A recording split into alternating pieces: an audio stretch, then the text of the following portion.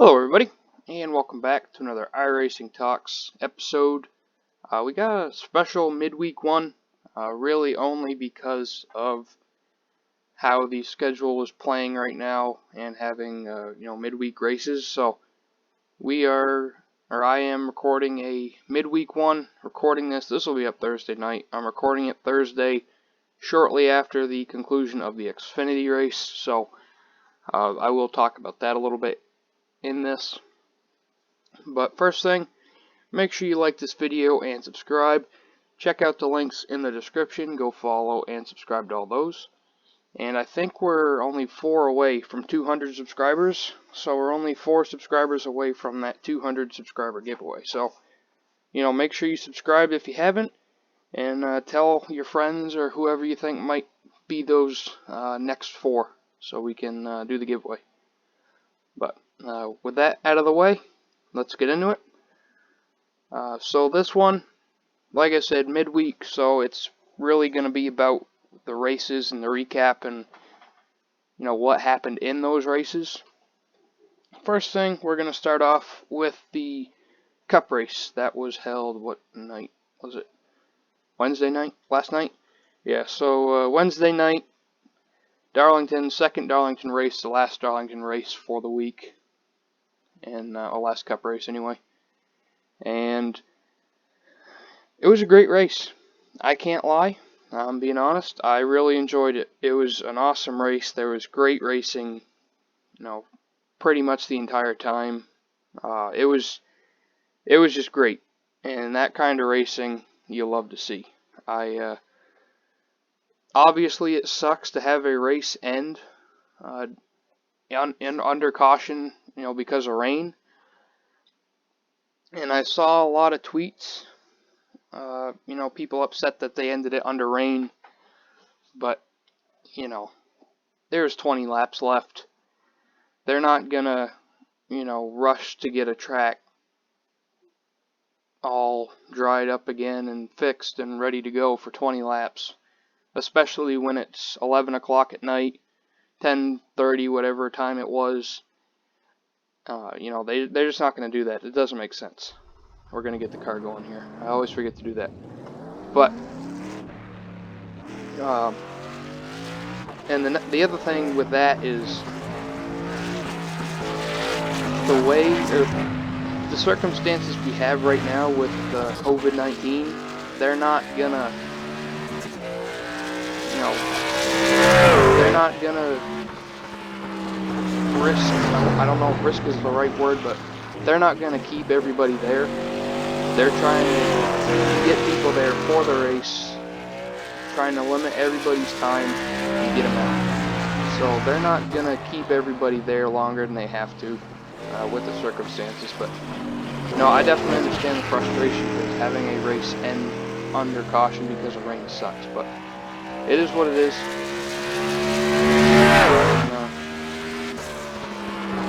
On the next week, I guess. Next thing from that race, Clint Bowyer was on fire. Great to see.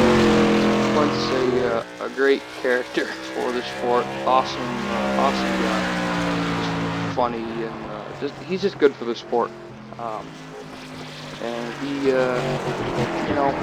it's not that he's not the best driver, but he certainly hasn't had, the best finishes the last couple years. So it's good. I mean, yeah, he won 2 races. But which one was I believe. But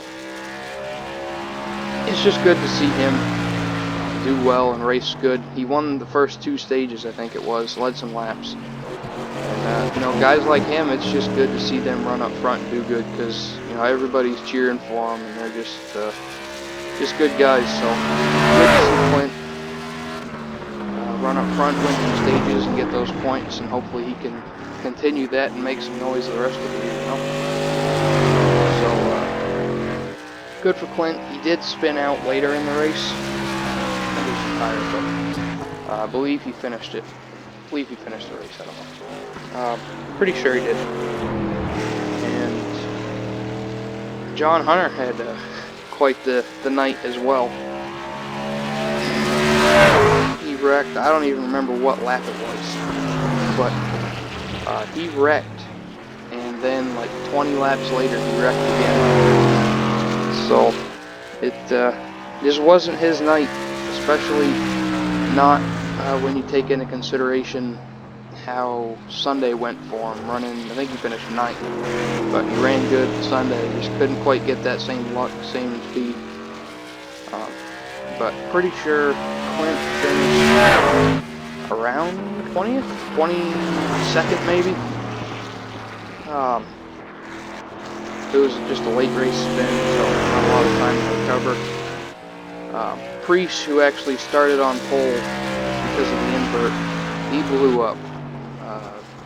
Probably, I don't remember when it was. It was either late in stage 1 or early stage 2. He just blew up. So first to last, unfortunately.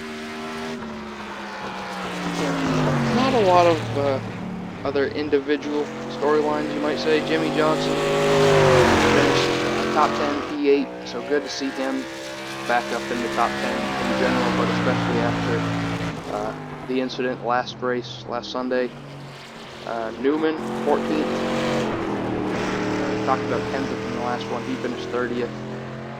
He had a tire going down or something. That's another thing I want to say. Matt Kenseth, he didn't seem to put a whole lot of effort on saving like that. So, I'm not saying he spun intentionally, but he sure didn't. It didn't seem like he tried too hard to save it. But he finished 30th. And that'll bring us to the next thing. And the biggest one. Chase Elliott got his stuff dumped. Dumped. Dumped.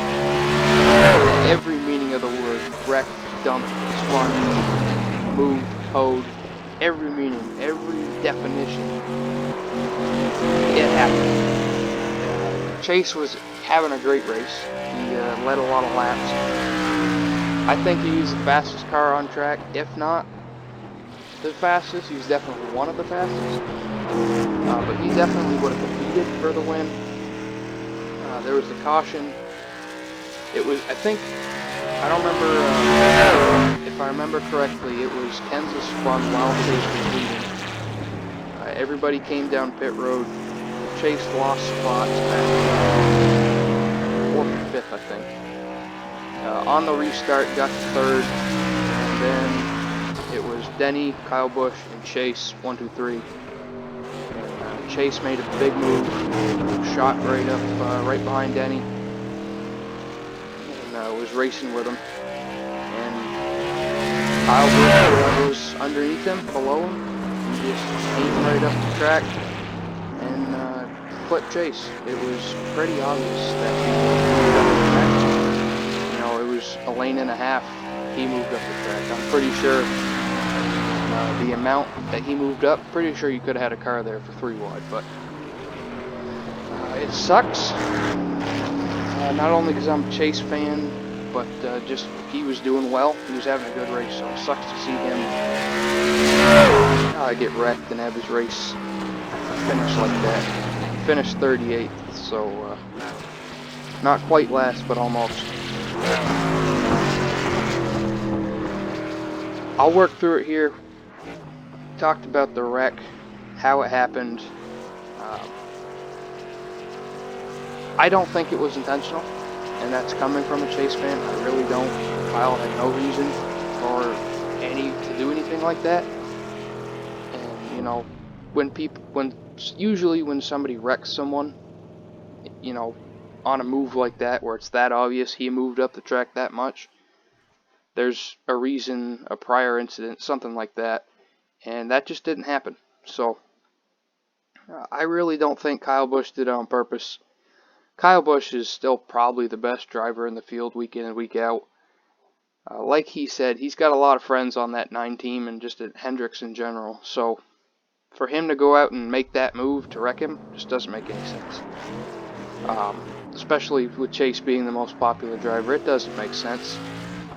And you can say a lot of things about Kyle Busch. You can say he's a crybaby, you can say he's arrogant, and a whole bunch of other stuff. But the one thing you can't say is he is not stupid. He is. And he knows what, you know, in that race car. He knows how to, you know, handle certain situations and how he can maneuver it. So, like I said, you can say what you want about him, but he's not stupid. And wrecking Chase like that would have been stupid if Kyle Busch like that. So, I don't think it was intentional. Just a big mistake and a big error on his part. He said it, he owned up to it. Fine, you know, it'll happen. I don't know. I don't think Chase will pursue, you know, payback or anything. I don't think so. I hope not anyway, because, like I said, Kyle owned up to it. Wasn't intentional. Move on. It sucks, but it happens. It's racing. And then, after Chase climbed out of the car, and you could tell he was hot. By the way he got out, he just flew right out of that car. You can just tell how certain people get out of the car, what their intentions and attitude is at that moment. And you could tell Chase was upset, obviously. But I love to see it. Chase gets out, and he stands there, and it's awesome. Kyle Busch, they're coming around on the car. Chase Elliott stands there and just holds the bird, holds the middle finger right to Kyle Busch for a good 5-10 seconds. Just right at him. Here it is. You can hold it. Awesome. I love to see it.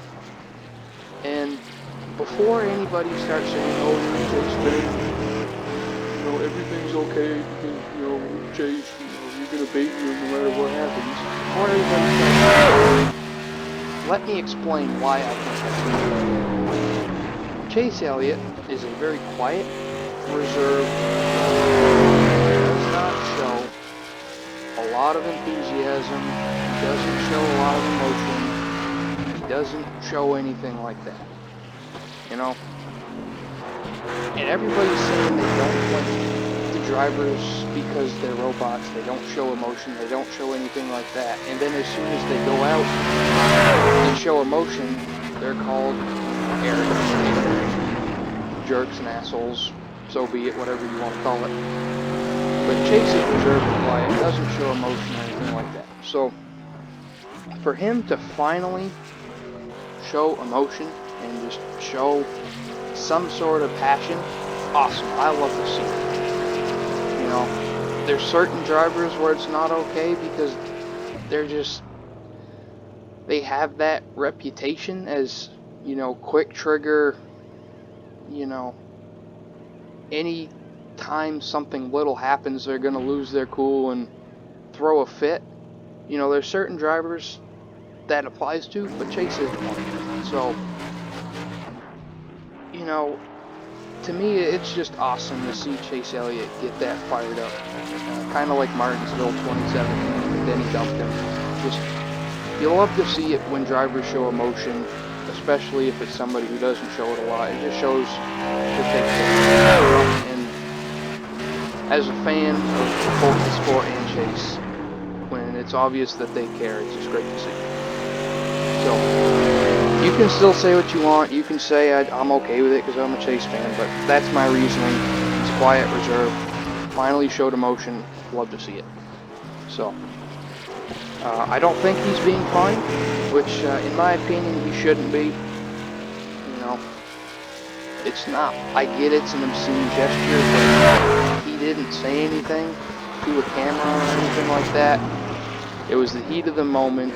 You know, that's one opinion. Follow that up. Another opinion of mine, I don't think he should go, you know, wreck Kyle Busch back. Like I said, Kyle Busch, unintentional, didn't mean to do it. It was a mistake, he owned up to it. Let it be, you know, move on. So, I hope Chase doesn't turn into one of those guys. And Kyle Busch shouldn't be penalized or anything like that. He shouldn't be getting any of the hate news either. Yeah, it was a stupid move and error, but he owned up to it. still one of the best there is. So he makes an error. It happens. They're going 170 mile an hour at Darlington. You know, errors are going to happen at, you know, no matter what track you're at. It's part of it. So no fine for Chase, no revenge, and no penalties or hate for Busch. I just don't think he did that.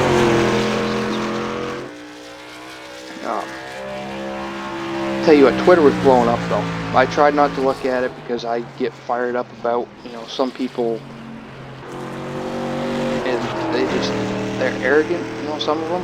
Like, there were so many tweets and Instagram posts saying it was Chase's fault, where, you know, obviously some of them might be trolls, but they showed the replay 4 or 5 times, and then they showed it another 4 or 5 times in slow. After watching it, I genuinely don't see how it was Chase's fault. Like I said earlier, Kyle Busch moved a lane and a half up the track and just into him, took him out. So the people who say that's Chase's fault and mean it are the people that are the same people that Chase flipping, you know, Kyle off. My opinion on that being okay is wrong. So it's the same person that just blame Chase for everything and hate on him for every little thing because of how popular he is. Which there's just no room for that. You know, I don't see how it's Chase's fault. I don't see why you would hate on a driver just because they're popular. I mean, I can understand hating, you know, some of the things they do, but you can't just blame somebody for everything when it's not their fault, you know. So, but that'll conclude my thoughts on the Cup race, and now I'm going to move to the Xfinity race. Probably be a little quicker. Not as much to talk about, but still a little bit. First thing, again, great race. Especially the finish was awesome. If you haven't seen it yet, go back and watch like the last 20 laps for the finish, because there's a late race caution and, you know, all that stuff. And Kyle Busch knows how to make a finish exciting at the end. Sometimes, anyway. Sometimes he just runs away with it, but let's see here. Yeah, that's about it for laps. But great race. I really enjoyed it. It was kind of slow in the middle, but it wasn't terrible. But it was definitely an above average race, I would say. Junior Motorsports on fire. Gragson on pole, which obviously didn't really have anything to do with his ability, I don't think. Pretty sure it was just randomized, but he started on pole and led, I want to say, the first 40 or 50 laps, something like that. Was just dominant to start the race, and then he lost spots on pit road and never really fully recovered. I don't think he ever got back to the lead, but Junior Motorsports was on fire. Michael Annett spun late in the race, just got on the apron, spun out, and as he was holding the brakes, blew a tire, and that tire blew and had pieces of it going everywhere, and it tore up the right front fender and the hood and all that, so his race was over at that moment. But so Annett, after his tire finish, where did he finish here? Finished 25th, but he was running 4th, I think, 4th or 5th at the time of his spin. Allgaier finished 3rd, Gragson 5th, Hemrick 6th, and so there was that one moment there before the caution where Allgaier, Gragson, Hemrick, and Annett were all running they were all in the top 5. Briscoe was leading, Allgaier in 2nd, and then Gragson, Hemrick, and Annett were actually 3 wide there for a little bit, fighting for 3rd, 4th, and 5th. They were 3 wide, which is kind of cool to see. But Junior Motorsports was on fire. Great race. It's just good to see competitiveness. The finish, awesome. Like I said, Kyle Busch knows how to make a finish interesting. Crazy final 2 laps. Crazy final 4 or 5 laps, actually. Really reminiscent of Chicago 2018, I think it was, with Kyle Busch and Kyle Larson. Just had a lot of similarities with how it played out, but awesome finish. Um, it was before the caution, I think, or no, it might have been the final restart, where I wasn't too big of a fan of Allgaier. He tried to wreck. I mean, he didn't really try and wreck him, but he was being really aggressive to slow the momentum, which I guess you kind of have to do at that point in the race when you're trying to win. But they literally had just taken the green. I don't even think they crossed the line yet. And Allgaier, who was on the inside of Briscoe, was already dooring him up the track into the wall, and he did the same thing turn 1 and turn 2. And, Briscoe cleared him down the back, I believe. But just really aggressive.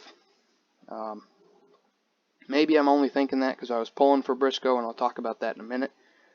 But just really aggressive. I understand you got to do it, but at least take the green first. You know what I'm saying? And now I will get into the reason I was pulling for Briscoe. Some of you may know, some of you may not know. It just depends on if you have seen or heard it. But Chase Briscoe and his wife, Marissa, I believe is her name. Marissa Briscoe. Let's see here. Yeah, Marissa Briscoe. They just got married a couple months ago, pretty recently, within the year for sure.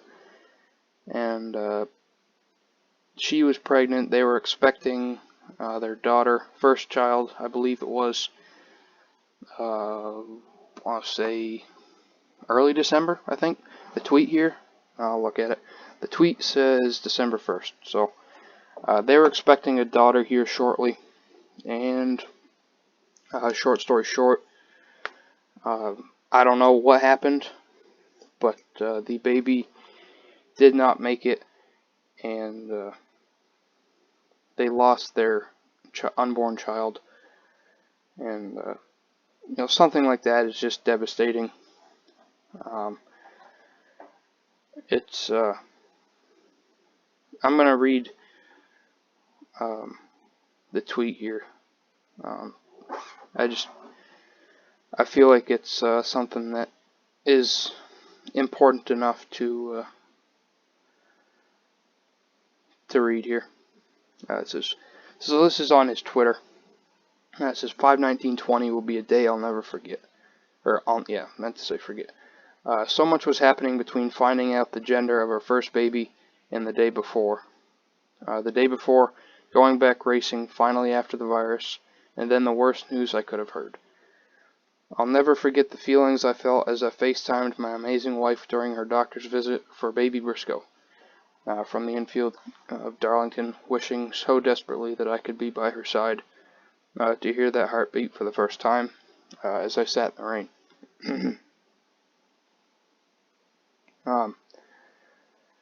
The nurse came in with the Doppler machine, and they struggled to find anything, but reassured us that this happens quite often, and that they would do an ultrasound so we could see our daughter again at her 12-week mark, and see how she was progressing. As I watched the doctor do all the stuff on the ultrasound, I'll never forget when she said, now for the heartbeat, and then the empty black screen. I saw and hearing her say, I'm so sorry.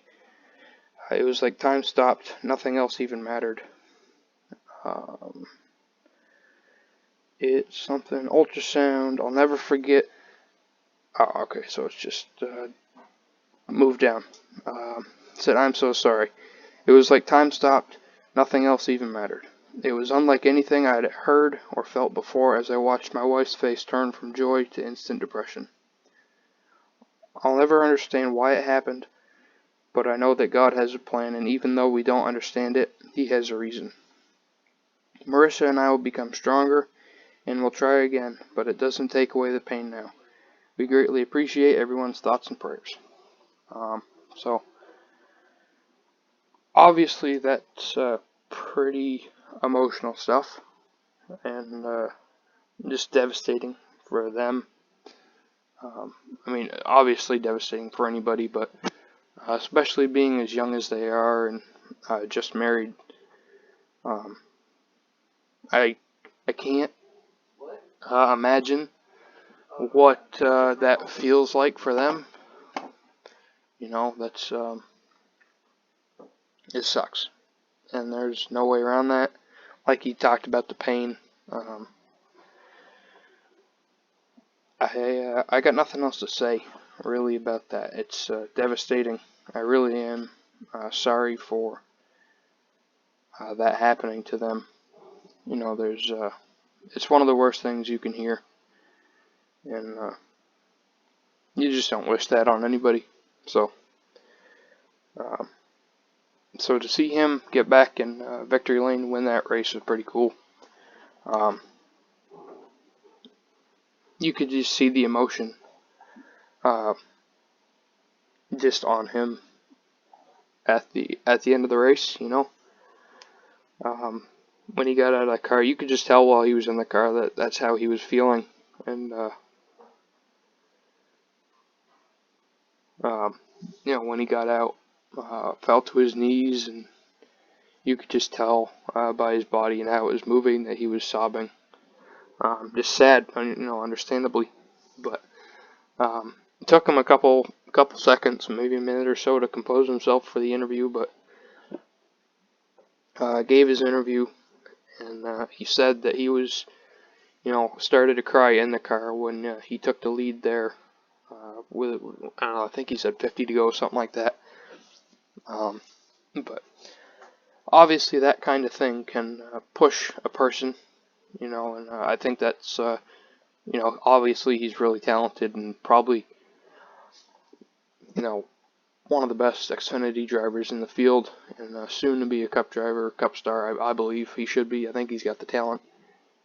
But even with talent, that kind of thing can push somebody even harder and even farther than what they would have done anyway. So, great to see him win. I'm glad that happened for them. You know, doesn't really fix what happened or make anything better or less painful, but you know, it's still good, and good to see he won. You know, but obviously, sorry, praying for him and everything like that. But pretty sure that'll wrap it up for this one. Just a special midweek episode with 2 races. I don't know if I wanted to record something anyway because it's been a couple days. I've just been busy.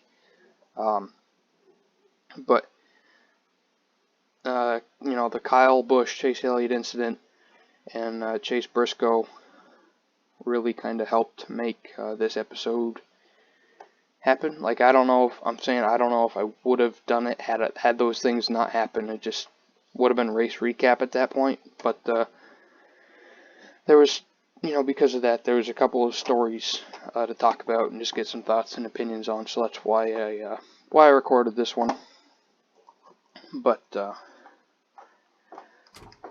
I'm going to try have a couple videos up here in the next couple days. I want to get a truck video from Milwaukee. I just bought the truck today. I want to get a dirt late model and a Mazda race up. So I'm going to be busy here the next couple days trying to get that stuff up. And